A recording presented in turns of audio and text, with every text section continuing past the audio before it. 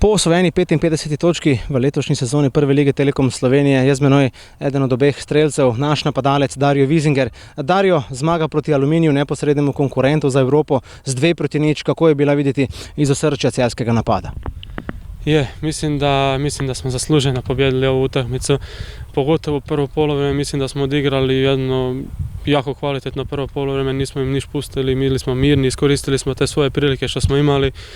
I sve u svemu jedna stvarno teška utakmica, pogotovo drugo polovreme. Znali smo da su čvrsta ekipa, da su dobra ekipa, ali nama je bilo najbitnije pobijediti ovu utakmicu. Tu smo tako i došli s takvim načinom da pobjedimo i mislim da smo ostvarili ono što smo se zacrtali i 3 boda idu u Celje. Zadel si Dario nasprotnikovo mrežo že v samem uvodu, takrat iz prepovedanega položaja. Sebastianu Gobcu, ki je bil ob meni, sem dejal, čutim tole Darjevo energijo, tole stari dobri Dario Vizinger. Dario, kako velik kamen se ti je odvalil od srca potem na tvojem zadetku? Pao mi je kamen sa srca. Bilo mi je sad najbitnije zabiti taj prvi gol nakon povratka, evo sad danas sam ga zabio, nadam se da će sad biti sve lakše i lakše. Mitja Lotrić, prosti strel s 30 metrov, bomba, wow!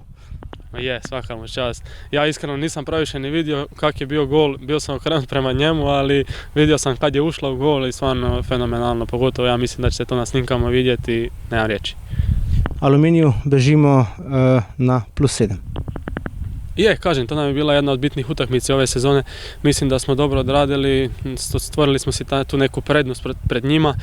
I ništa, ali ne treba se opuštati, ne smijemo se opuštati, svaka sljedeća utakmica je bitna, imaš 6 utakmica do kraja i sve je još otvoreno, treba ići iz utakmicu i pokazati se u najboljem svjetlu.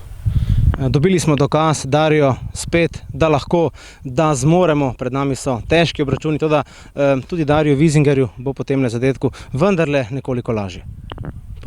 Znali smo mi od uvijek da možemo, pokazali smo to i sve utakmice prije, znali smo da možemo, bile su malo ove slabije 2 utakmice zadnje što smo odigrali, što nismo pobjedili, ali iskreno ne može se nekad se mora i taj naš niz prekinuti što se je prekinuo.